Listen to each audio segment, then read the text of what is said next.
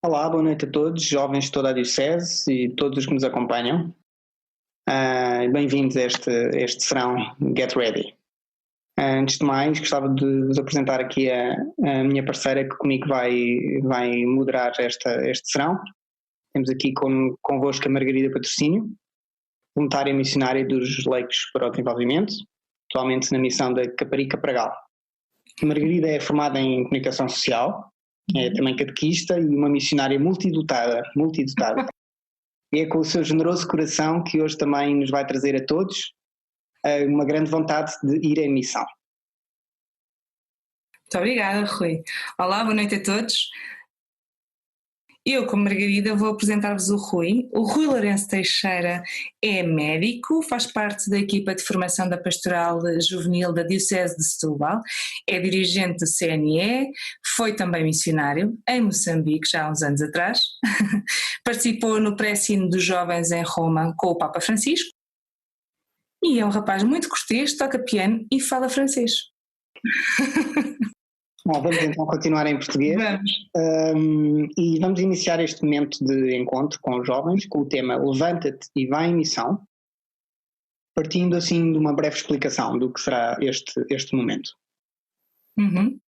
Como jovens cristãos de Setúbal, da Diocese de Setúbal, somos desafiados a fazer um caminho belo e intenso, sabendo também que se aproximam umas Jornadas Mundiais da Juventude em 2023. E o Departamento da Juventude da Diocese de Setúbal tem vindo a oferecer um itinerário que é o Get Ready, com propostas paroquiais, vicariais e diocesanas, para que os jovens pessoalmente e nos seus grupos possam envolver-se nesta vitalidade.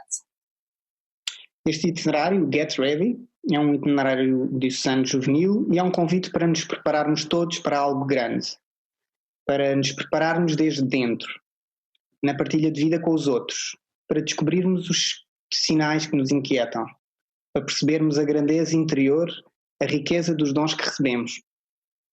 E desta forma, bem-vindos ao Levanta-te e vai em missão. Então, antes de passarmos a apresentar os nossos convidados, gostaríamos de vos apresentar um convidado muito especial, alguém muito importante na Diocese de Setúbal, que nos traz uma mensagem para o dia de hoje. Boa tarde, caros jovens. É com muita alegria que vos dirijo a palavra nesta quinta etapa do Get Ready, a caminho das Jornadas da Juventude, agora de 2023, porque foram prorrogadas de mais um ano. Acho que é muita coragem, neste tempo de confinamento que estamos a viver, vocês tratarem um tema assim: levanta-te e vai em missão. E ainda por cima, tratarem-no guiados, orientados por uma pessoa como o caro Salvador, a quem dou as boas-vindas e a quem agradeço desde já o desafio de partilhar a experiência de vida, de sonho, de coragem que tem caracterizado a tua vida. Bem-ajas, Salvador, e bem-vindo. Obrigado por te juntares a estas nossas jornadas de Get Ready. Porque tratar este tema é de facto um ato de coragem. Coragem porque tudo pareceria dizer que agora está parado. Não se pensa em viagens, os aviões estão no chão, as agências de viagens não aceitam reservas e, no entanto, nós ansiamos por partir. Porque o homem é um ser móvel, porque o caminho não para. E nós, neste confinamento, nós estamos preparando e estamos viajando. Porque o caminhar é sempre um paradoxo. Há tanta gente que tem uma agilidade tremenda, mas que não é capaz de se levantar. Atletas que sim, correm muito, mas não vão a lado nenhum, porque não têm direção, nem têm porquê do caminho. E aquilo que se leva no coração é precisamente isso. O sonho de chegar a alguém, de chegar a um lugar, de rasgar horizontes. E isso tem de estar, antes de mais, na cabeça e no coração da gente, porque senão não há caminho. Por isso, aquilo que eu quero fazer não é um discurso complicado, é só de simplesmente iniciar esta reflexão de boas-vindas a esta jornada quinta do Get Ready, com os dois verbos que fazem o tema. Levantar-se. Levantar-se significa despertar daquilo de onde se está. Deixar o seu comodismo. Deixar aquilo que já se sabe e aquilo que já está feito. Para ir à procura de novos horizontes e de novos mundos. Isto é dito a propósito de Maria, que já tinha a vida toda planeada e teve de refazer as agendas. Isto é dito de todos aqueles que foram capazes de entender Jesus, sobretudo o exemplo de Levi, o cobrador de impostos, sentado na sua banca onde ganhava dinheiro, mas que a quem Jesus diz, levanta-te, segue-me. E esse levantar-se significa mudar de vida, significa descobrir-se. Levanta-te do teu comodismo, levanta-te das tuas ideias feitas, levanta-te e levanta os olhos para o alto para veres onde é que o teu Senhor te chama. Em segundo lugar, vai. Este verbo é um verbo fundamental. Aí começou tudo. Quando Deus disse a Abraão,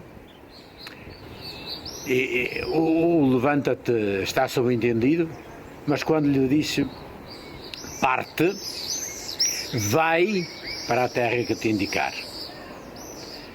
Foi assim Abraão. Foi assim com Moisés. Moisés vai ter com o faraó e tira o meu povo do Egito. Foi assim com os profetas. A Isaías, Deus diz, este povo precisa de guias. Quem é que hei de enviar? E Isaías diz, envia-me a mim, eu vou. Eu vou. Um ir que, porém, tem antes de mais, atrás tem um vir nos lábios de Jesus. Aos discípulos que ele convida, disse, vinde ver, aos discípulos de João Batista, vinde e vou fazer de vós pescadores de homens. Este vir significa encontrar alguém. É o discurso do chamamento, é o discurso do amor. Vem, vamos fazer vida junta. Vem e vamos conhecer algo de novo nesta terra. Mas é um vem que não é simplesmente para se fechar numa relação narcisista, interna, mas é para um enviar. Vai. E esse vai ser ir até os confins da terra, até os confins do mundo, até pelos séculos dos séculos, até o fim dos tempos.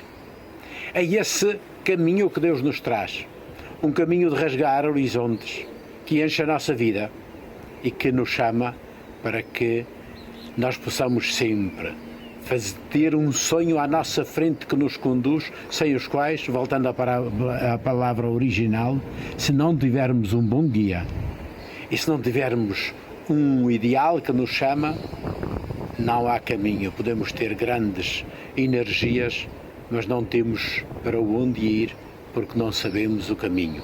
E é por isso que Jesus diz, eu sou o caminho, a verdade e a vida. Que o Senhor nos guie, nos abençoe e obrigado, caro Salvador, pelo testemunho de vida e de coragem que nos dás. A vida como quem tem projeto. Bem-ajas. Obrigada, Dom José, por estas palavras que tanto nos inspiram e que inspiram para esta conversa desta noite com 7 jovens representando as vigarias de Setúbal, e vamos começar pelo Diogo Costa, de Palmela.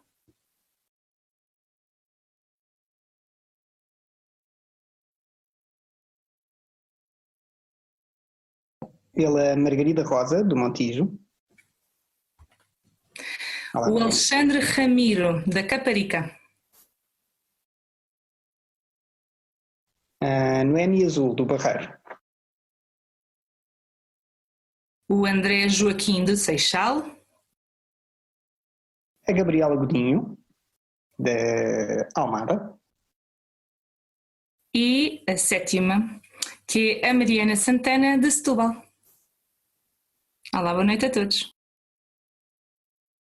Bem-vindos. Agradecemos a presença de todos vocês e também em particular do nosso convidado, que nos introduzirá no tema e com quem iremos ter a alegria e a graça de partilhar esta próxima hora.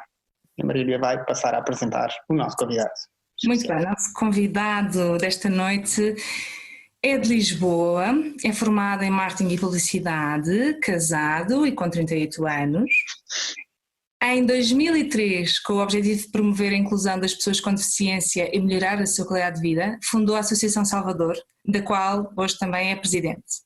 É coautor dos livros Ser Feliz Assim e Lições de Vida, pratica vela, gosta de viajar e faz yoga. Portanto, temos connosco hoje Salvador Mendes de Almeida.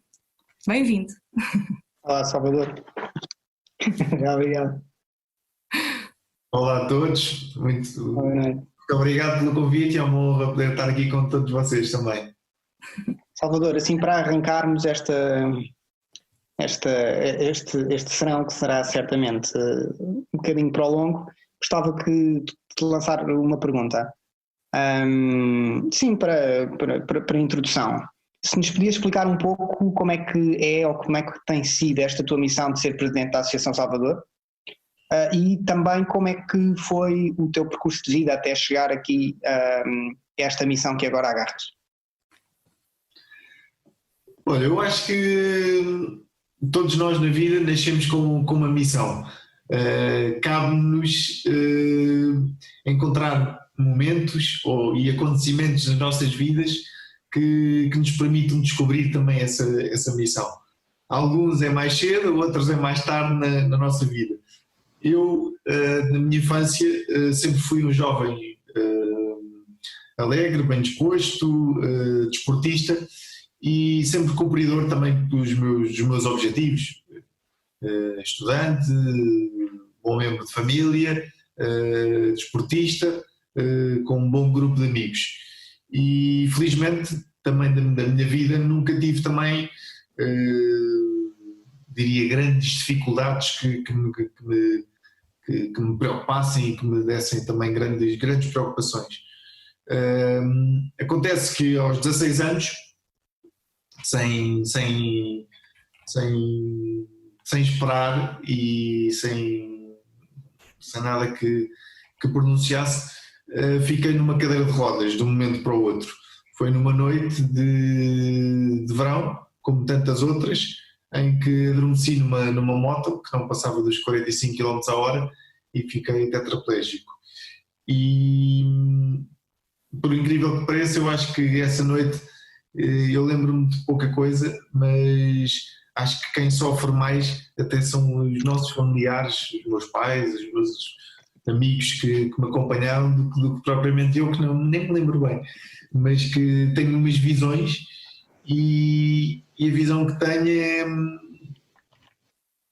é de acordar e de não perceber a situação em que me encontrava. E quando não nos apercebemos aonde estamos e qual a nossa situação,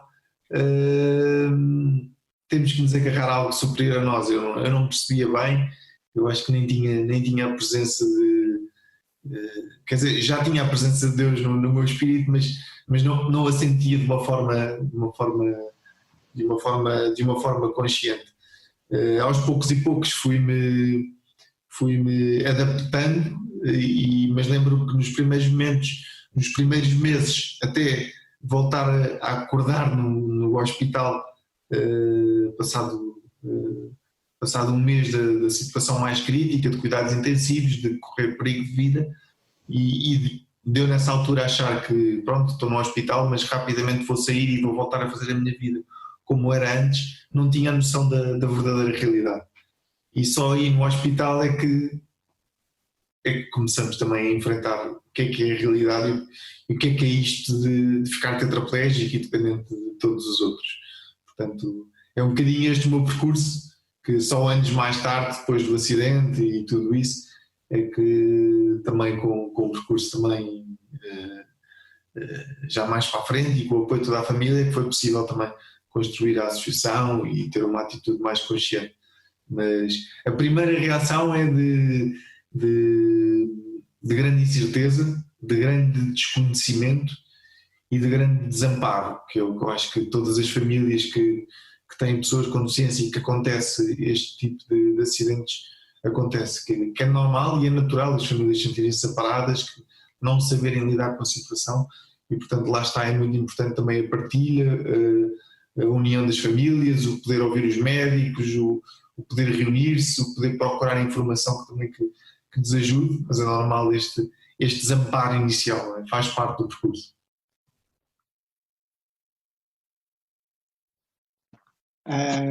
Sim, e depois um bocado dessa experiência até à experiência da associação e à experiência atual, ou seja, podes nos explicar só um bocadinho depois como é que surgiu a associação? Claro que sim.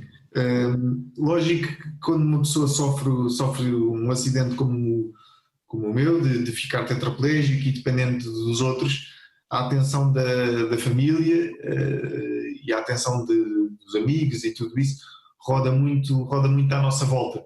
E há também aquela situação de nós tendencialmente, e nem nos apercebermos, de canalizar todas as atenções também, que o mundo e as pessoas em todo lado gira tudo à nossa volta. E o meu pai também nessa questão de querer dar o melhor também para o filho dele e para a família dele, teve a oportunidade de viajar, de conhecer outras realidades de outros países, nomeadamente em Espanha e nos Estados Unidos, qual é que era também a abordagem à deficiência, e foi algo que o encantou, foi nos Estados Unidos, nomeadamente conheceu um projeto chamado o Miami Project, que é hoje um dos centros de grande investigação mundial. Viu que havia uma abordagem diferente, uma política de integração também das pessoas com deficiência diferentes, um cuidado na área das acessibilidades também diferente. E lembro-me do meu pai dizer que era muito bom, ou seria muito bom para a minha vida, se eu pudesse, quando acabasse o hospital e depois de retomar a minha vida, se tivesse oportunidades, o que eu devia era ir viver para Miami, porque lá é que era acessível. Mas à medida que nós íamos falando, e eu por um lado até me encantava a ideia, mas por outro lado, quando pensava muito, eu quero estar aqui junto dos meus amigos, porque foi de facto muito importante esta solidariedade e a proximidade com que fui recebido e com que fui acarinhado sempre, não só pela minha família, mas como também os meus amigos. E aqui é muito importante também falar disto, porque a verdadeira amizade também se prova nos momentos mais difíceis, mas não é uma amizade de venha só a mim. Eu acho que nós próprios também, quando sofremos um acidente ou quando estamos numa situação mais difícil, lógico que sabe bem receber este apoio, mas depois nós também temos que tratar da amizade, não é? Não, temos que cultivar, temos que também preocupar-nos com os nossos amigos, também dar força nos momentos em que eles precisam. E estou a falar nisto porque há muitas situações em que quando numa relação se só pinga para um lado, rapidamente a relação não cresce e estagna. E por isso é importante este alimento de ser recíproco para ambos os lados. E à medida que eu ia também me fazendo à vida e me adaptando, lembro-me de entrar para uma escola, que tive que mudar de escola, tive que mudar de casa, e de não ter acessos para entrar dentro da sala de aula, de serem pessoas dos meus colegas que eu não conhecia, de agarrarem na minha cadeira, de porem dentro da sala. Sempre que eu tinha que vir ao recreio tinha que pedir a ajuda de terceiros para descer 2 degraus. E E tinha uma necessidade, porque eu felizmente tinha os meus amigos, da minha antiga equipe de rugby, os meus amigos de infância que me acompanhavam, que nunca me abandonaram, que fazíamos os mesmos programas, ou seja, eu tinha 16 anos, saía à noite, ia com eles, já não jogava futebol, mas ia ver os jogos de futebol, já não jogava rugby, mas ia ver os jogos de rugby, ia jantar fora, fazia noitadas também com eles, mas sentia que algo em mim não estava completo, algo em mim não estava feliz, e que na verdadeira essência eles também não percebiam verdadeiramente as minhas limitações, ou não conseguiam entender. Havia, não que eu cultivasse muito isso, mas eu mais tarde percebi que quando comecei a conhecer uma e outra pessoa com deficiência, senti que havia algo em nós e um sentimento de partilha e de experiências que só era compreendido por quem vive numa situação de dependência ou por quem está numa cadeira de rodas. Salvador, foi isso que te fez também pensar na associação, por exemplo? É isso? Não, foi mesmo isso, porque lembro-me muito jovem, com 16 anos, entrar numa discoteca depois de ser um jogador de rugby e de ter um corpo forte. Eu tenho 1,90m, com 16 anos tinha 1,86m já, e tinha um corpo forte e grande, e estar numa cadeira de rodas e não é de me sentir mal, mas sentia-me diferente e que não estava mais ninguém. E lembro-me ao início, quando comecei a combinar saídas com 2 ou 3 pessoas com deficiência, e o facto de entrar num restaurante ou numa discoteca com 2 ou 3 pessoas em cadeira de rodas, sentir uma coragem diferente. Parecia que estava a entrar num campo de rugby com os meus antigos colegas. E foi essa experiência de solidariedade, de proximidade com os outros, que me fez também criar mais programas e mais eventos com pessoas com deficiência. E lá está, foi aí que a Associação Salvador nasceu, sempre também com o objetivo de proporcionar estes encontros, e uma das missões também do meu pai era, já que eu não fui para Miami para desenvolver a minha vida, mas o meu pai teve acesso a um hospital e uma cultura também diferente de reabilitação, uma reabilitação mais evoluída, com eletroestimulação elétrica, com novos tipos de terapia e uma abordagem também um bocadinho diferente. Era tentar partilhar esse know-how de fora e trazê-lo também para Portugal. E foi com esse espírito que no fundo, a associação ao início trouxe alguns médicos a Portugal e que faziam também reabilitação, e a associação no fundo o que fazia era pagava as despesas desses médicos e pagava todas as pessoas que não tinham formas de fazer esses tratamentos ou essa reabilitação. Mas depois, e à medida que fomos também conhecendo a realidade, eu felizmente também fui sempre estudando e formei-me em marketing e publicidade, e percebi que mais ou tão importante como a reabilitação, havia muita coisa a mudar na nossa sociedade.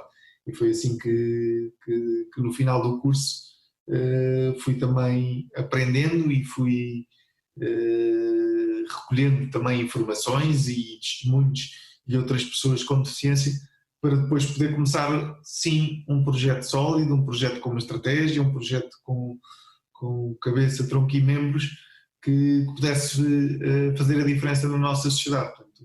Ou seja, a reabilitação está no centro, não é? Que também na minha experiência o que eu vejo é que a reabilitação é onde a pessoa quer apostar o máximo possível, mas o que tu começaste a perceber é que a reabilitação por si só depois era pouco, e para te ajudares a ti e para ajudares os outros, isso vinha com uma série de outros eixos à volta. É um bocado isto? Era exatamente isso. Isso é uma coisa que eu percebi em mim e na minha família, foi que nós, se pudermos ajudar a nós, mas ao mesmo tempo ajudando outras pessoas, não só nos ajudamos muito mais, como crescemos muito mais como pessoas, com a troca de experiências, com a troca de partilhas, e como no final tem no início, no meio e no final tem um sabor muito mais especial e muito mais sentido, e também com uma outra realização. Eu acho que todas as pessoas que trabalham no setor social sabem. Só uma questão, permites, Salvador? Claro. Sim, obrigado. Pronto, antes de tudo agradecer ter-me convidado para esta mesa redonda, a representar Sesimbra Palmela.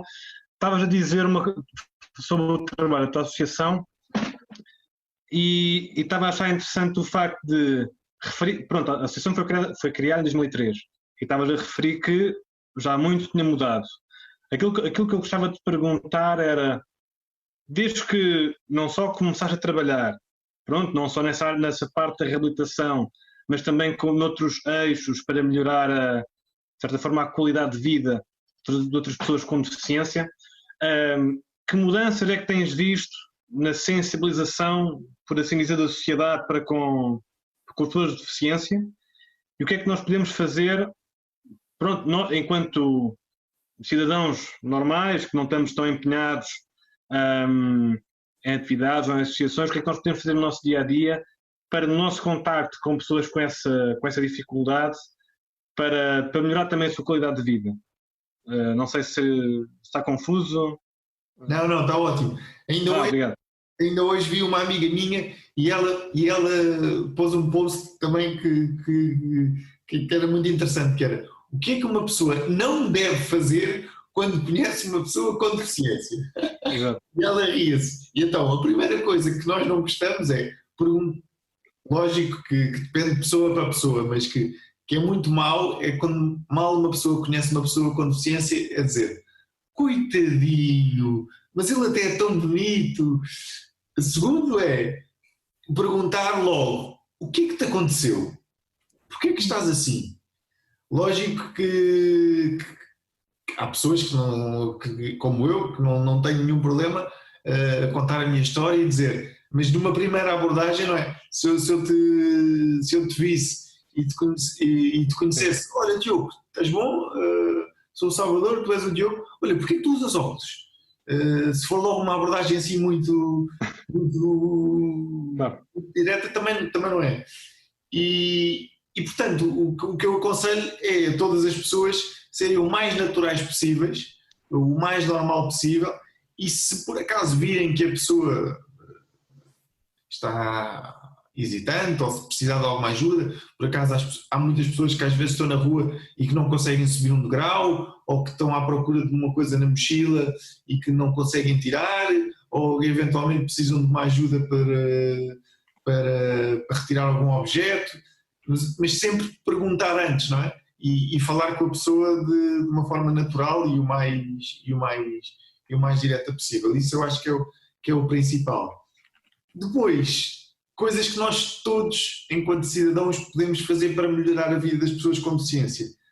A primeira coisa que eu adoraria que todos os portugueses respeitassem era não porem os carros no lugar das pessoas com deficiência, seja nos centros comerciais, seja na rua, seja nos vários sítios. Isso é das piores coisas e das coisas que mais me entristece. As outras coisas eu acho que das maiores dificuldades que nós sentimos e o facto de haver grande exclusão das pessoas com deficiência na nossa sociedade é o facto de não haver acessibilidades. E todos nós podemos fazer a diferença se basta perguntar: olha, quando vou a um café, quando vou a um restaurante, e perguntar: olha, por acaso no outro dia vi um programa, ou no outro dia falei com uma pessoa com deficiência, ou ouvi o testemunho de alguém e isto alertou-me: este restaurante por acaso não dá para ter uma casa de banho adaptada, não dá para ter uma rampa acessível.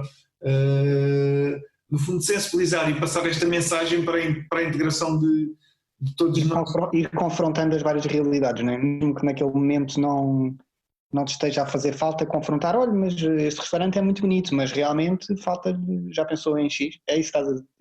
Não, é isso mesmo, porque a maioria dos portugueses não tem ideia, mas eu costumo fazer esta analogia.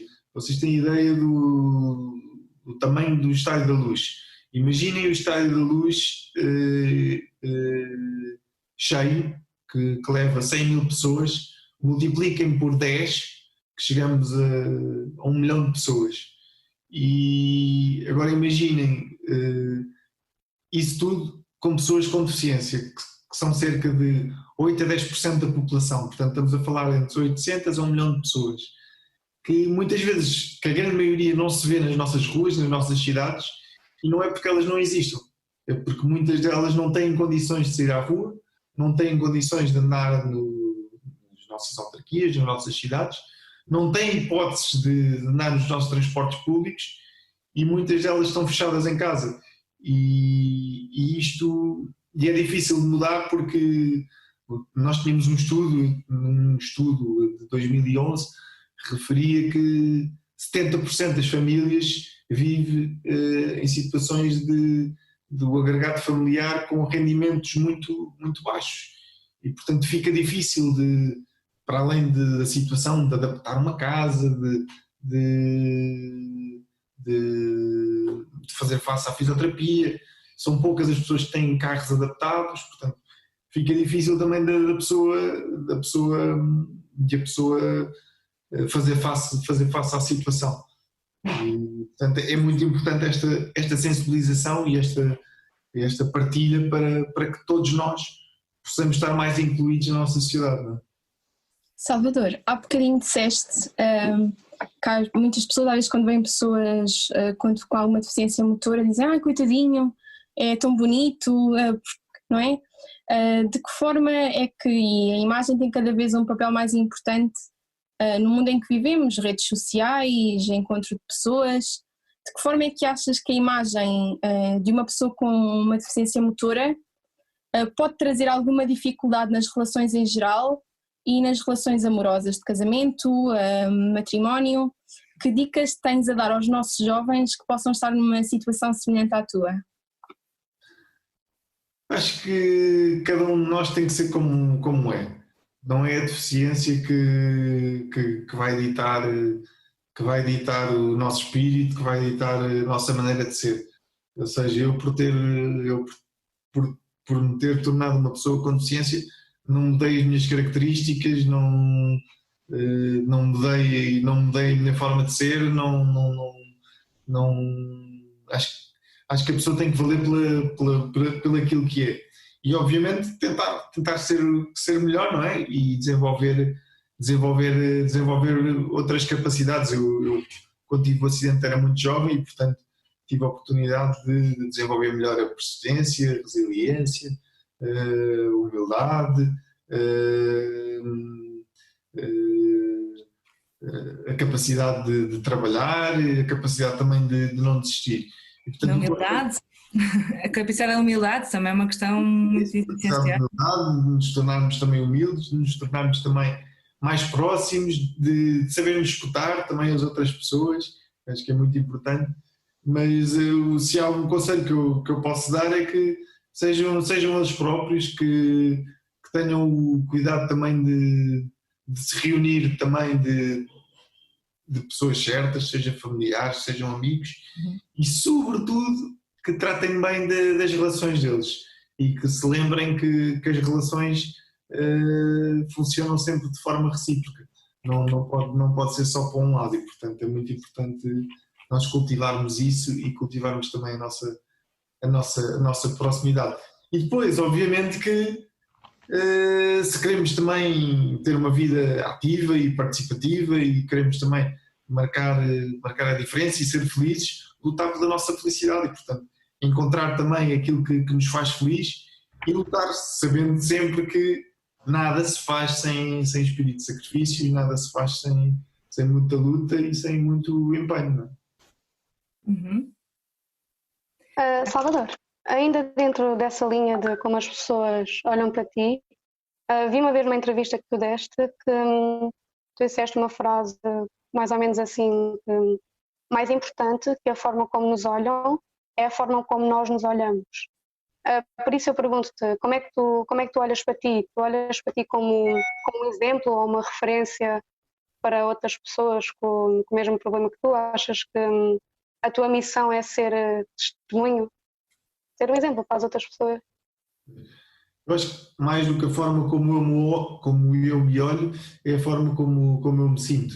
E eu, como todas as pessoas, tenho dias em que me sinto mais realizado e mais forte, como também tenho dias em que me sinto com menos energia e mais fraco e reconhecer que preciso de ajuda e que preciso de momentos também de maior, como é que eu diria, de maior contacto com outras pessoas, de partilhar também a minha experiência para que possa ultrapassar também esses momentos mais difíceis. Portanto, eu acho que é muito importante nós conhecermos, reconhecermos que mesmo sentindo muito fortes, a vida não é sempre uma linha reta, portanto, tem altos e baixos, e temos que saber viver a vida aceitando isso. E eu acho que a melhor lição é sabermos rodear também das pessoas certas.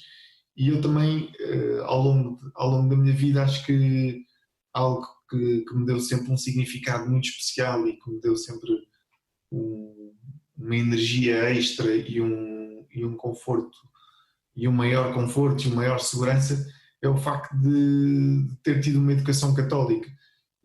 Uma das coisas que me irritava ao início, depois do meu acidente, era impingirem-me um bocadinho, vamos rezar pela cura do Salvador, ou vamos rezar para que o Salvador volte a andar, isto dos meus familiares mais próximos. Isto levou-me a algum distanciamento também da igreja, de Deus, da minha própria ligação. E só anos mais tarde, conhecendo através de um grupo de amigos, é que também esta relação se tornou mesmo mais verdadeira e mais próxima. Mas eu acho que também faz parte de cada caminho e portanto a minha resiliência também tem muito a ver também com aquilo que acredito, e como também sou crente e como acredito que as coisas que nos acontecem podem e devem ter um significado também especial, mesmo nos momentos em que nós nos sentimos mais desamparados e que nem percebemos bem o porquê deste acontecimento. É perguntar não o porquê, mas o para quê, ou seja, o que é que eu posso fazer com isto? Já que eu estou nesta situação, o que é que eu posso fazer com isto? Como é que eu posso marcar a diferença? Como é que eu posso ajudar a minha família? Como é que eu também eventualmente posso ser exemplo na sociedade ou no meu grupo de amigos, começar por aí, não é? E foi um bocadinho esse no espírito que comecei com a associação, obviamente muito inspirado sempre em pessoas que já faziam este trabalho. Houve uma das pessoas que foi sempre um exemplo para mim, foi o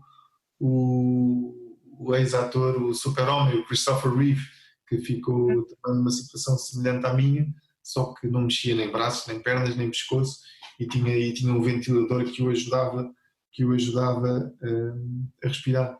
E sempre foi uma referência, e à medida que também fui conhecendo e fui vendo esta realidade, fui conhecendo outras pessoas e percebi que no meio das adversidades havia muitas pessoas que conseguiam dar a volta, e então fui seguindo estes exemplos e fazendo o meu caminho. Muito bem. Salvador, nós estamos aqui a falar de missão e muitos jovens, acho que todos nós a certa altura nos perguntamos realmente qual é a nossa missão, o que é suposto nós fazermos. E eu gostava de te perguntar se antes do teu acidente, antes da tua associação, se alguma vez tinhas pensado o que é que era a tua missão? Se alguma vez tinhas pensado naquilo que estavas... Qual era a tua missão mesmo? Olha, eu com 16 anos a minha missão era jogar rugby, montar a cavalo, divertir-me com os meus amigos e obviamente para poder fazer isso tinha que também que ser um aluno razoável, bom filho, bom amigo, mas não tinha pensado muito. Achava que, acho que nunca tinha pensado bem na minha missão, mas achava que um dos meus objetivos e aquilo que me iria sentir mais realizado na minha vida seria ter um percurso semelhante ao do meu pai, que seria tirar um curso de gestão e estar ligado à área do setor automóvel, eventualmente trabalhar, chegar a um cargo de direção numa empresa nesse setor, ou um cargo de administração também numa empresa de referência nessa área, algo que via que o meu pai tinha feito esse percurso. Mas lembro-me de quando tive o acidente e tive que escolher também a minha área, de perguntar também ao meu pai, mas como é que eu vou fazer isto? Que área é que eu escolho? Eu não consigo fazer matemática porque faço tudo oral, o que é que eu vou fazer quando terminar o curso? Como é que eu vou trabalhar no setor automóvel se eu não consigo guiar, se eu não consigo sentir o carro? E estava muito tendencioso a querer trabalhar nessa área porque era uma coisa que era um setor que eu gostava muito. E à medida que me fui conhecendo e que me fui apercebendo também desta situação da deficiência, percebi que o meu caminho era outro, não tinha nada a ver com o setor automóvel e que se calhar continuo a gostar de carros e continuo a acompanhar o setor automóvel, mas não é algo que me preencha. E hoje em dia dá muito mais gosto poder fazer vela, poder levar outras pessoas a velejar e a sentir um sentimento de liberdade e um espírito de diversão e de bem-estar, e ver pessoas a jogar basquete em cadeira de rodas e ver o espírito de união das próprias pessoas, em atribuir apoios como bicicletas adaptadas que se pedalam com os dois braços, e no fundo ver esta integração é algo que me deixa muito mais realizado do que trabalhar numa empresa de carros, não é? Mas eu acho que isto foi uma descoberta que fui fazendo ao longo do tempo e foi um bocadinho encarrilhada também por isso, e como também falei aqui, acho que quem trabalhou ou quem trabalha neste setor social, ou quem já teve a experiência também de fazer voluntariado, sabe que isto também tem um sabor especial e toca-nos de certa forma, nomeadamente quem vai para fora, como é o caso aqui da Margarida, que foi para os Leigos, que tenho muitos amigos que vão para Moçambique, que vão para a missão, e eu às vezes fico-me a perguntar, mas porquê é que eles ficam com esta ligação, seja a Moçambique, seja a Angola, e é algo que os marca, e depois a pessoa quer fazer a diferença também na vida dessas pessoas. Eu acho que é aí que também que nós encontramos a nossa missão, é se calhar deixar correr a vida, não nos preocuparmos demasiado e sobretudo estar atento àquilo que nos rodeia e àquilo que vai marcando também no nosso coração e àquilo que nos preenche. Salvador, como eu estou atento, fica já aqui o desafio para irmos velejar uma tarde dessas aí quando o tempo estiver melhor. Esta ciência. Pode ser já na próxima quarta-feira, se quiser. E, olha, isto com o Salvador, tu desafias e é logo. Não brinques. Precisamos de voluntários. Olha, mas com tanto entusiasmo, Salvador, agora, não sei, Mariana, tinhas aí uma pergunta? Sim, ao longo do teu caminho, quando mais miúdo, tinhas planeado fazer esse caminho, idêntico ao teu pai, depois aconteceu o teu acidente tão novo, ficaste agarrado à cadeira de rodas, depois mais tarde a morte tão inesperada do teu pai daquela forma. como é que nunca te revoltaste com Deus? Como é que conseguiste sempre gerir isso e ir mantendo essa relação tão bonita e saudável? Não sei se foi sempre tão bonito e saudável, se calhar dá mais a parecer isso do que outra coisa. Mas lembro-me de, até aos meus 16 anos, ser um católico praticante, porque nasci numa família que a minha mãe era muito praticante e muito devota, o meu pai nem por isso, mas nos anos a seguir ao Ocidente também continuava, mas chegou a uma altura ali aos 21, 22 que a minha ligação era quase nula e que me deitava e não falava com Deus, não rezava. E depois da morte também do meu pai, quando eu tinha 25 anos, a forma que reagi foi focar-me muito no projeto da associação e foi agarrar-me no trabalho. E nos anos seguintes a isso, com 27, com 28, depois de sair já de uma fase muito difícil da minha vida e de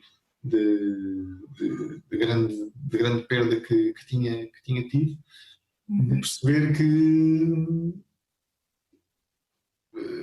o que é que faz sentido para a minha vida, de fazer perguntas a Deus e de sentir também uma certa revolta. Não era uma revolta comigo mesmo, mas era uma revolta também com Deus. Se Deus existe, onde é que tu andas, onde é que tu estás? Ou porque é que estamos tão separados ou tão distantes, se bem que eu em anos anteriores e em momentos mais difíceis já fui tão ligado e já senti tanta tua presença, porque agora não sinto nada e és tão diferente e és tão indiferente para mim. E foi essa indiferença, quando uma pessoa se apercebe que sente também essa indiferença e que sente também esse já estar um bocado desapegado, que senti, não, algo se está a passar. E foi aí que também, à medida que fui conhecendo, e sobretudo depois de conhecer também alguns padres e amigos jesuítas, senti uma certa diferença e senti uma certa proximidade também que nunca tinha sentido com a Igreja e também com a ligação com Deus. E foi desde então que me comecei a aproximar mais, através de uma grande amiga que eu tenho e que é conhecida, também a nossa amizade, a Olinda Alves, e que ela me falava de uma forma muito mais aberta, muito mais com um significado também muito mais diferente da importância e da presença de Deus também na nossa vida. E foi assim que a minha ligação também com Deus encarrilhou, e felizmente encarrilhou no bom sentido. Salvador, e dentro desta linha da relação com Deus, pergunto-te se alguma vez te sentiste sozinho, sem a presença de Deus, ou se houve algum momento específico onde te sentiste mais afastado da tua fé? Sim, eu acho que todos nós, enquanto católicos e enquanto católicos praticantes, todos nós já devemos ter sentido isso. Se não sentimos é porque algo está estranho, não é? Uma das coisas que eu tenho vindo também a perceber e também a aprofundar é as emoções espirituais que Santo Inácio fala, dos momentos de consolação e dos momentos de desolação. E os momentos de desolação fazem parte do percurso de um católico. Nós nada sentimos, nós nada vermos, nós nada sentirmos. E é importante, primeiro, nós termos consciência desses momentos para fazer algo diferente, não é? Para procurar estarmos mais conscientes também desses momentos, saber que, tal como tudo na vida, é passageiro, e saber que faz parte também do nosso caminho esses momentos, e portanto uma pessoa também depois arranja estratégias também para para nos momentos de desolação também voltar à consolação. Mas eu acho que quando uma pessoa já experimentou e já sentiu momentos fortes e significativos e experiências também verdadeiras e que marcaram também a nossa vida e a nossa fé, depois é mais fácil, quando estamos em desolação, de saber se eu sentia aquele momento tão bom, porque é que não hei de voltar a sentir? Portanto, isto é tudo passageiro e lá está. É nós também sabermos que faz parte do caminho estes momentos. Não é? Sim. Salvador, não podia deixar de fazer uma pergunta que eu e todos nós aqui consideramos super importante, que é como é que Deus mudou a tua vida? Esse tal reencontro em que tu referes que houve momentos muito positivos e marcantes, como a questão dos padres jesuítas, dos seus amigos presentes na tua vida. Como é que foi esse reencontro? Como é que Deus mudou significativamente a tua vida naquele momento? Eu não sei se foi aquele momento ou se foi uma série de momentos, mas sobretudo eu acho que foi o não me imporem, porque quando nós temos uma imposição, seja da nossa família, seja de um familiar muito próximo, quando algo é imposto, a pessoa a relação deixa de ser natural. E para mim foi muito importante eu poder fazer esse caminho de uma forma mais livre e mais tranquila. E depois foi... Há assim alguma história, Salvador? Assim, um ponto marcante, acho que é assim que nós queríamos ouvir também.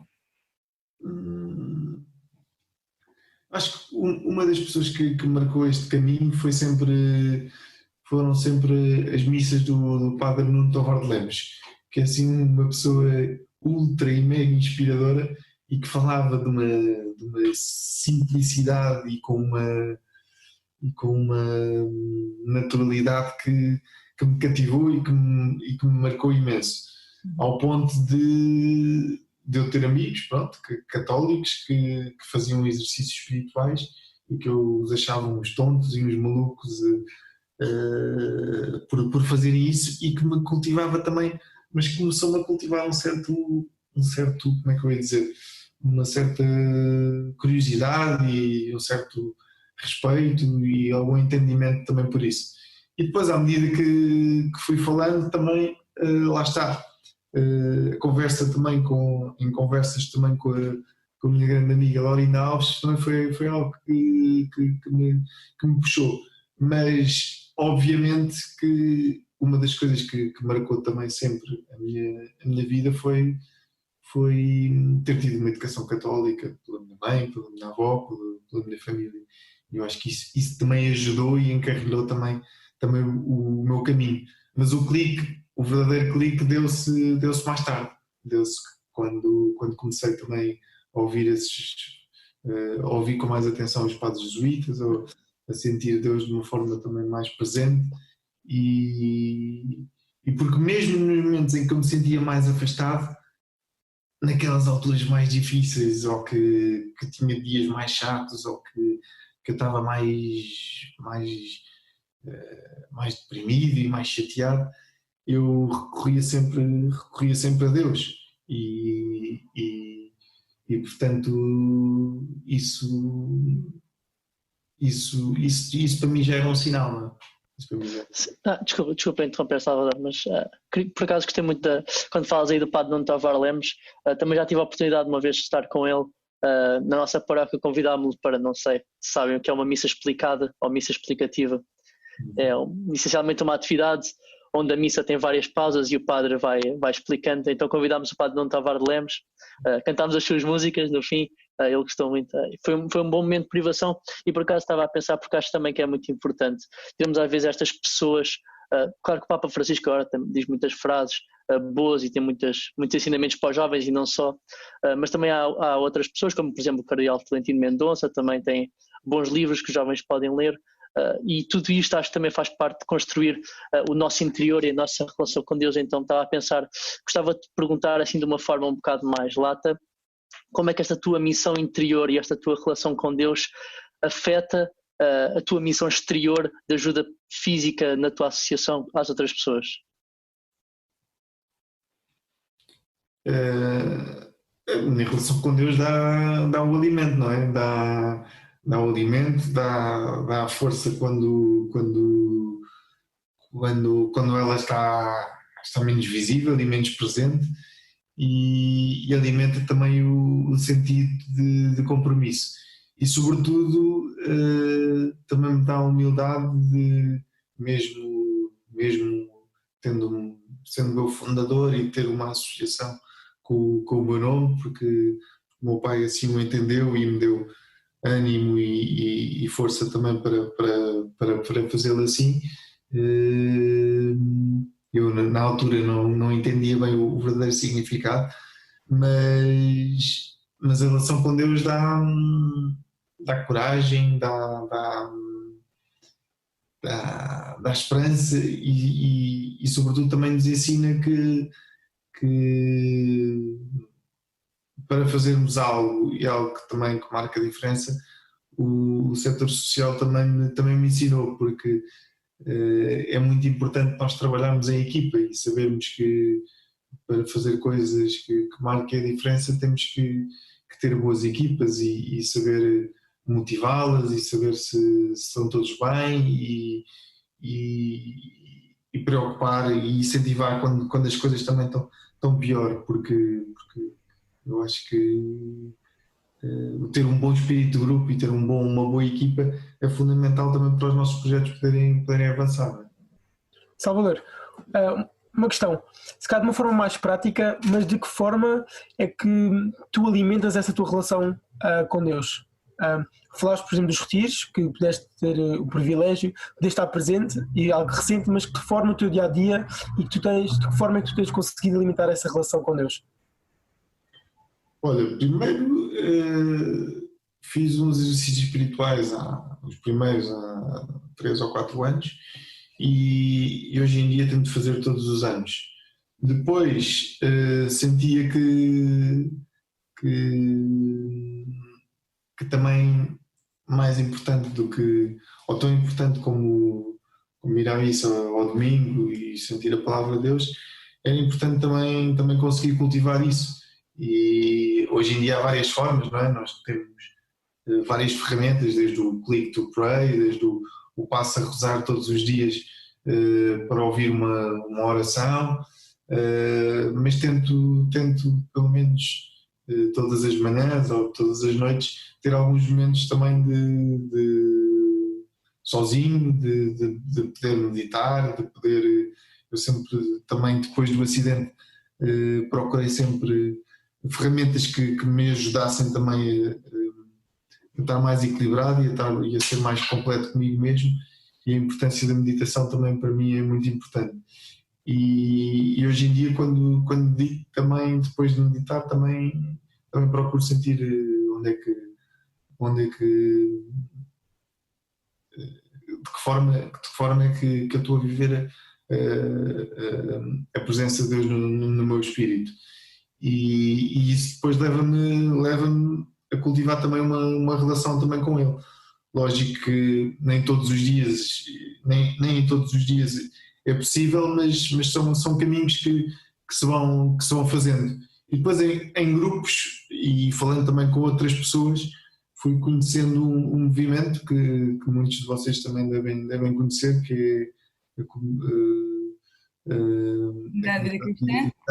que é a CVX, e hoje em dia também tenho um grupo e temos encontros quinzenais, e isso também nos ajuda, porque temos sempre alguns temas para pensar e para refletir, e se bem que há semanas e dias que nós não podemos não ligar nada, ou aquilo pode-nos não bater, mas depois ouvir a partilha dos outros e sentir como é que os outros também estão a atravessar os seus momentos, isso vai-nos relembrando e vai-nos ficando também essa mensagem. Portanto, é muito importante cultivar também essas relações para que sentimos também que Deus está no nosso caminho e de que forma é que Ele também se faz presente.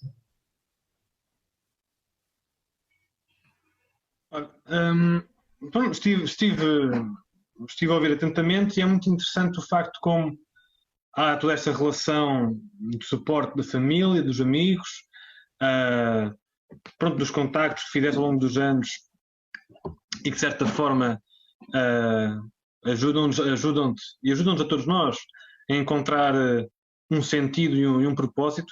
Aquilo que eu gostava de perguntar era se também tu,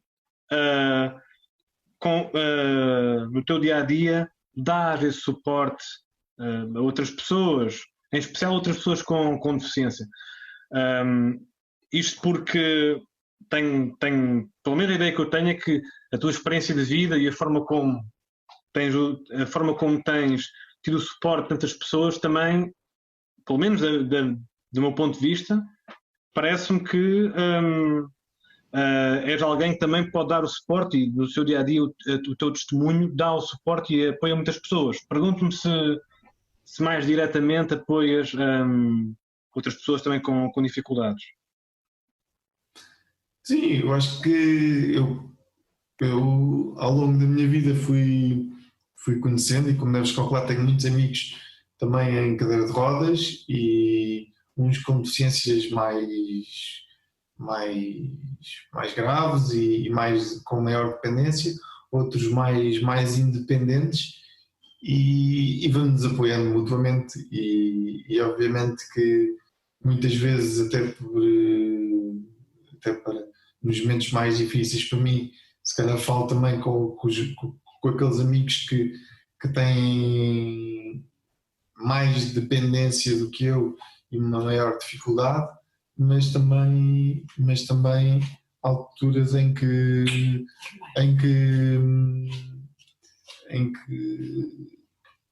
também tenho maior dificuldade, também falo com eles. E nas alturas em que eu me sinto também com mais força, também sou eu também a dar essa energia extra e a explicação-los e a perceber, e vamos no fundo ajudando mutuamente. E tenho a certeza que o projeto da associação, o obrigar-me, entre aspas, a estar em contacto com várias pessoas com deficiência e a conhecer casos novos também todos os dias, também diretamente vai-me levando nesse caminho, não é? Da partilha, de me sentir agradecido todos os dias por ter uma cadeira de rodas que me põe em pé, por ter uma cadeira de rodas elétrica, por ter o apoio e assistência da terceira pessoa que me dá a minha liberdade e que me permite ir ao escritório. Agora não, que estamos em momento de confinamento, mas que me permite ir ao escritório e sair de casa e portanto acho que é como eu disse ao início, é cultivar essas relações sabendo que há momentos em que somos nós que precisamos e há momentos em que somos nós que temos que dar mais apoio. Desculpa interromper, Salvador, falaste aí numa parte muito importante que estava aqui a chamar-me a atenção, que é o confinamento. Atualmente é verdade que, pronto, nós sabemos que as pessoas com deficiências têm sempre mais limitações físicas, desculpe, é o meu cãozinho, às vezes faz barulho, basicamente, mesmo neste momento de confinamento em que os jovens encontram-se limitados, pronto, não é fisicamente, mas espacialmente nestes espaços, que dicas é que tu dás para os jovens também construírem estas relações, também que agora muitas vezes tem que ser pelas redes sociais, ou que outras dicas é que dás assim aos jovens? Eu acho que é muito importante manter as nossas rotinas e acordar cedo de manhã, tomar um banho, fazer um bocado de ginástica, dar o tal passeio higiênico, seja uma corrida, seja um exercício físico. Para mim é mesmo muito importante, eu começo logo o dia também com isso.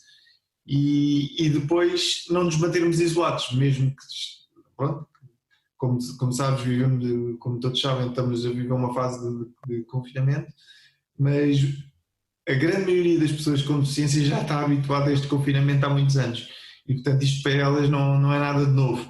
Muitos dos meus amigos dizem, pá, agora é que a malta me entende, agora é que a malta me percebe, agora é que está tudo a estressar e tudo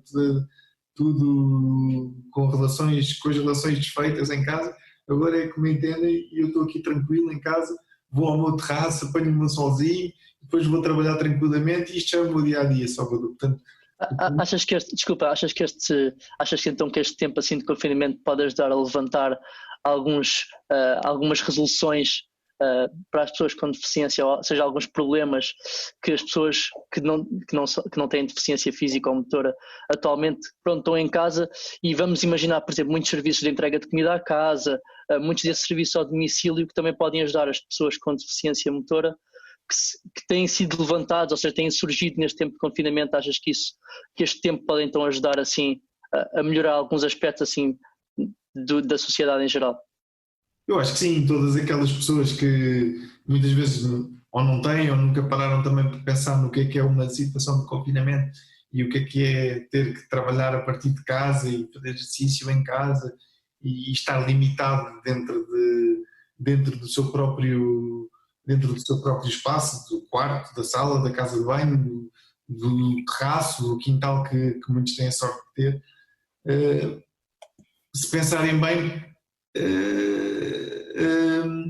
sabem o que é a vida ou podem se pôr na pele de uma pessoa com deficiência, e muitas delas nem têm uma casa de banho adaptada, ou muitas delas não têm uma cadeira de rodas adaptada às suas características e às suas condições, ou não têm alguém que lhes preste também este serviço.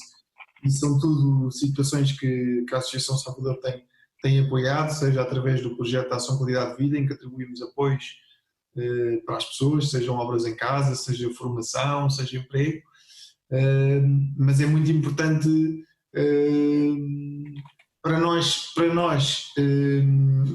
para a sociedade como um todo, saber o que é este confinamento e o que é não... Se para muitos de nós é difícil agora não ir ao cinema ou não ir ao nosso clube onde costumamos praticar desporto, ou não ir ao nosso restaurante preferido, imaginem como é que é para uma pessoa com deficiência, não é? Ter um restaurante e não conseguir entrar porque não tem acessibilidades, ou querer fazer um desporto mas não conseguir lá chegar porque não tem carro, mas é porque não existem transportes públicos adaptados, e isso também pode pôr muita coisa em perspectiva e como eu dizia há bocadinho, nós temos cerca de 1 milhão de pessoas com deficiência em Portugal e que precisa de estar ativa na nossa sociedade, e que, sobretudo, se estiver ativa e a contribuir ativamente, seja no desporto, seja a estudar, seja no trabalho, no teletrabalho, que nós hoje vimos e hoje estamos todos aqui, que há muitas pessoas a trabalharem em teletrabalho e muitas pessoas com deficiência que fazem também esse teletrabalho, que pode fazer uma grande diferença também na nossa sociedade. E se estivermos todos também mais integrados, vai ser muito melhor, porque os nossos impostos servem também para... Eu devo dizer aqui que a nossa segurança social e o nosso centro de emprego tem imensos apoios para as pessoas com deficiência e que muitas vezes elas não sabem recorrer. Mas nós temos das melhores políticas também de apoio às pessoas com deficiência e muitas vezes é desconhecido. Agora faltam as infraestruturas nas nossas sociedades, na nossa rede de apoio, e lá está a sensibilização, porque é fundamental esta integração, sobretudo a nível empresarial. Salvador, agora voltando aqui para o grande tema, que é a missão, quais conselhos é que darias para nós jovens que estão a tentar encontrar a sua missão e o seu caminho? Principalmente agora nesta questão do confinamento, não é, Maria? Salvador estava a falar, e realmente com a questão do confinamento e redescobrir esta questão, não é? Quais são os conselhos? Eu acho que os conselhos é viverem a vossa vida de uma forma plena, de uma forma ativa, escutarem muito, perceberem também qual é que é o caminho que vos faz mais sentido, depois escolherem as áreas de debruçarem-se, falarem com outras pessoas, sobretudo falarem com pessoas com mais experiência, que se calhar podem ser familiares, mas é bom também falar com pessoas que não são tão próximas, não estão tão próximas de nós, que estão um bocadinho fora da nossa realidade, mas que tenham uma história de vida também próxima e que nós nos identificamos. Isso é meio caminho andar também para nós sentirmos qual é que é o nosso caminho e depois perceber um bocadinho o percurso, se eu estou mais na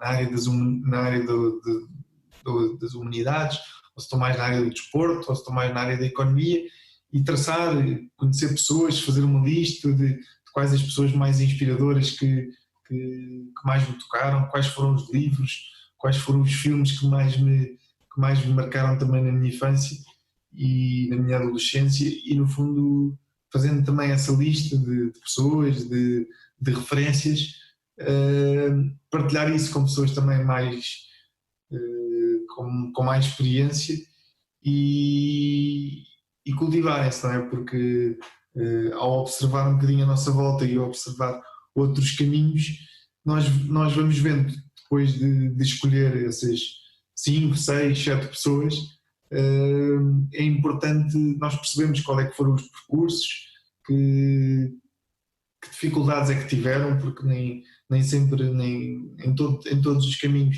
há grandes adversidades, e perceber que o caminho é mesmo esse, que não é o caminho mais fácil, que muitas vezes que nos leva à nossa missão e que muitas vezes nós abdicamos porque achamos que já não é possível. E tal como eu, quando tive a deficiência, que este caminho ficou mais claro, mas também muitas das vezes também, se calhar o mais fácil era desistir e dizer, olha, agora já fiz muito, agora já sensibilizei muitas pessoas, já está na minha hora de ficar acomodado. E às vezes isso passa-me pela cabeça, mas depois, e como devem compreender também, tenho momentos que posso não estar com a mesma energia e que não acordo também com isto. Mas é entender que a vida é feita de fases e perceber também que o nosso equilíbrio também é feito destes altos e baixos, e perceber nessas alturas onde é que vamos buscar também essa energia. Mas eu acho que sobretudo também é não ter muita pressão, mas ao mesmo tempo ter uma vontade extra de querer marcar a diferença, de fazer algo que acrescente valor e que dê algo de diferente também à sociedade. Acho que é um bocadinho esse o caminho e é isso que nos desafia, não é? Fazer algo que ainda não foi feito. Muito bem. Então, temos aqui... Gabi, queres fechar isto? Queres fechar aqui nestas questões, já neste levanta-te e parte em missão, e temos uma missão muito concreta em 2023, não é?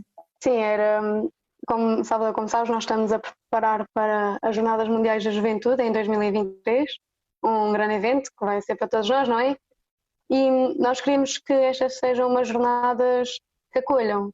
Por isso eu pergunto, o que é que achas que podia ser feito de forma a acolhermos e a incluirmos cada vez mais pessoas com deficiência ou com certas limitações? O que é que achas que podia ser feito para também eles poderem participar nas jornadas?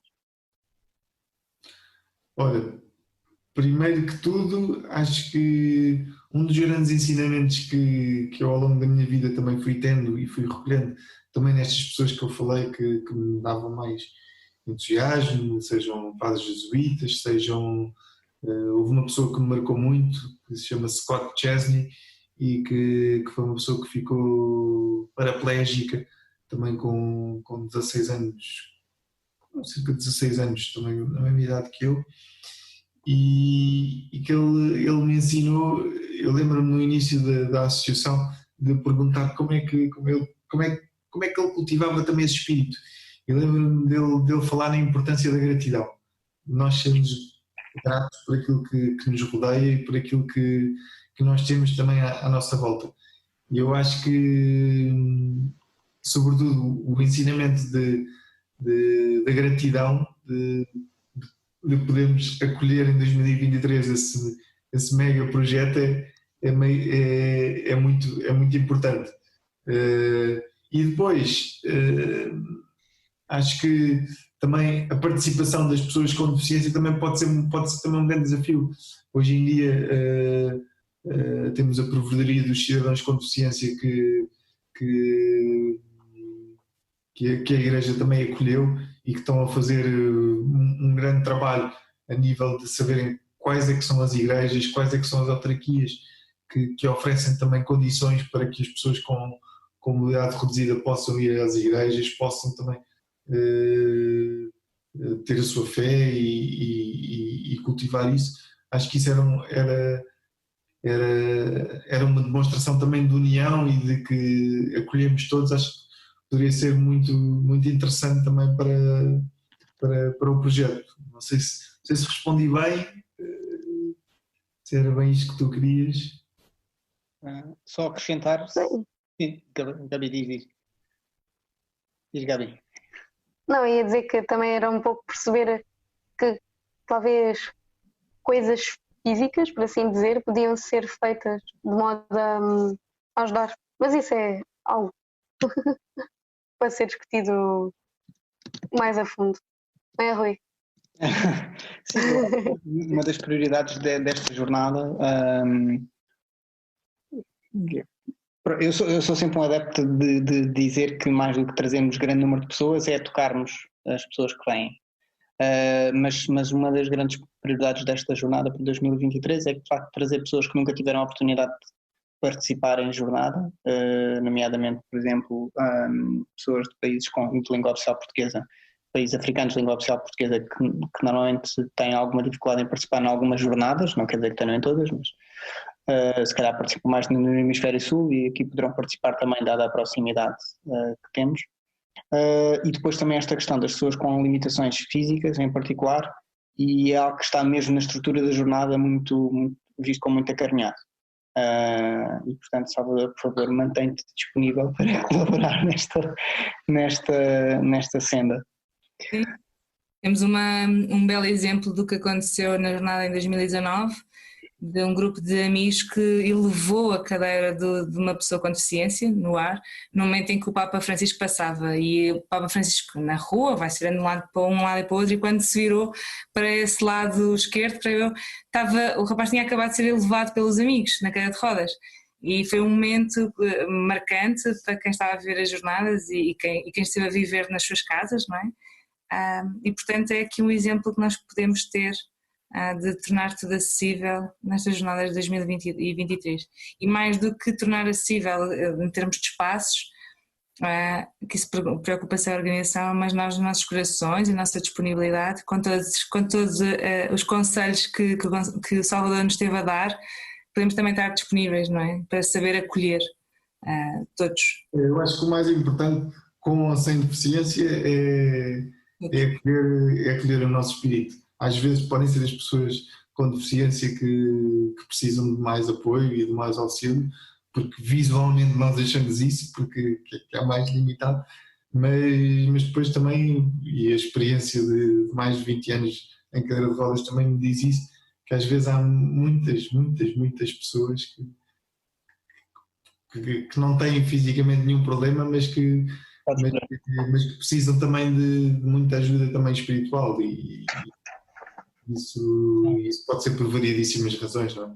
Completamente. E sem dúvida que as jornadas devem ser uma oportunidade para acolher essas pessoas também, mais do que, eu acho que sim, mais do que só um agrupamento de pessoas, não é? Eu acho que isso é muito importante e é uma oportunidade também única também de lá está, de nós podermos cultivar também a nossa fé juntamente com a experiência dos outros e com o exemplo dos outros. Eu acho que aí também pode ser uma grande oportunidade, porque acho que só com a partilha e com a experiência de todos nós é que também se constrói-se de uma forma muito mais fácil e de uma forma muito mais sincera também a nossa fé, e conseguimos aprofundar de uma maneira também muito mais próxima e muito mais tocante. Extraordinário. Muito bem. A Margarida vai nos lançar agora aqui um desafio para todos. Para terminarmos, estava à procura de algo, ver aqui uma frase que nosso Papa Bento XVI nos tinha deixado há 10 anos atrás, quando visitou Portugal, e era isso, era que os nossos corações sejam lugares de beleza. Não era? Diz lá, Rui. É mais houve uma frase que o Papa disse no Encontro Comum da Cultura, que também me ficou muito marcada, que era fazer coisas belas, todos nós na nossa vida, mas sobretudo fazer das vossas vidas lugares de beleza. Exatamente, pronto, alguém que sabe a frase como deve ser, eu só sabia a ideia, mas era no que estavas a dizer, Salvador, era mesmo, o Papa Bento XVI deixou-nos isso e pronto, acho que podemos agarrar também para continuar aqui as jornadas em 2023. Portanto, agora para terminarmos também isto, e obrigada a todos pela participação de cada um e o que foi as vossas perguntas que ajudaram tantos e tantos jovens que estão hoje a ver e estão hoje a acompanhar-nos aqui. Obrigada, Salvador, por tudo o que foste dizendo, mas ainda antes de todas as despedidas, deixava aqui um desafio de cada um de nós também numa palavra, o que é que leva deste encontro? Cada um de nós, sim, numa palavra, digam o que é que levam deste encontro aqui com o Salvador, ou melhor, todos nós, todos juntos, não foi só com o Salvador, mas o Diogo com a Margarida, com o Alexandre, com a André, com a Gabriela, a Mariana, a Noemi, eu e o Rui. E agora fazemos assim uma ordem? Não, espontaneamente. Então. Não é? Acho que podem começar espontaneamente. Eu fico para o fim. Tá bom. Numa palavra. Então eu posso começar. Partilha. Eu levo força. Não percebemos, Noemi? Força. Eu levo resiliência. Exemplo. Eu levo compreensão. Diz outra vez, Margarida. Levo compreensão. Eu diria 2 palavras, desculpem, mas um novo olhar. Eu diria esperança. Boa. Margarida? Posso dizer? Posso. Eu levo daqui um verdadeiro e sincero agradecimento. Um obrigado de todas estas partilhas e todas estas histórias. Eu levo 2 palavras, que são as 2 do Salvador, mas que me tocaram de facto. Uma é a gratidão, que tu falaste, e a outra que é muito forte, que é muito forte mesmo na experiência que partilhaste, e eu fiquei muito grato por essa partilha, e que mostra como um verdadeiro líder como tu tem esta competência, este dom essencial, que a Margarida há bocado também sublinhou, e isso nota-se muito em ti, que é a humildade. Olha, muito obrigado. E agora vocês todos deixam-me sem palavras, não é? Exato. Ou que levas tudo aqui, sem palavras. Não, mas a sério, gosto muito. Eu acho que vou-me repetir e o que eu levo daqui hoje também é gratidão também por me ouvirem, pelas perguntas, pela forma também como prepararam e sobretudo também pela forma como acolheram também, como estão a acolher também este desafio e sobretudo também pela forma como podem também fazer a diferença e como podem também contribuir para uma sociedade também cada vez mais inclusiva, cada um de vocês nas vossas paróquias, nos vossos meios, de tentar também fazer a diferença, seja da presença de Deus na nossa vida, mas também nas nossas cidades, nos meios em que estamos envolvidos, com as pessoas que nos encontramos, nas nossas relações, e se todos nós cultivarmos isso, acho que isso é muito importante. Obrigado mesmo pelo vosso trabalho e também por toda a vossa atenção e por dedicação também nesta conversa. Obrigado, nós, Salvador. E não te esqueças da tarde de vela, ok?